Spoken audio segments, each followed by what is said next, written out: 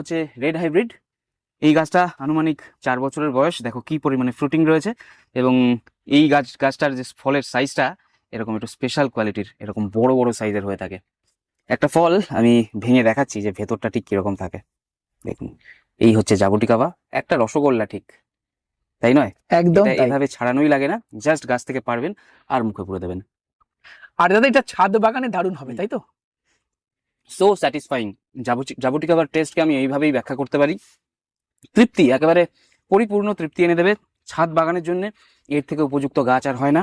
12 মাস ফল দিতে সক্ষম এই রেড হাইব্রিড জাবুটিকাবা এবং স্কারলেট জাবুটিকাবা। জাবুটিকা চারা থাকছে তো দাদা? একদম, জাবুটিকাবা স্টক সবসময় থাকে আমাদের কাছে। রেড হাইব্রিড, স্কারলেট, রেড এসেলাক, জায়ান্ট গ্রিন ক্রিস্টাল, এই সমস্ত ভ্যারাইটিগুলো সিডলিং পেয়ে যাবেন।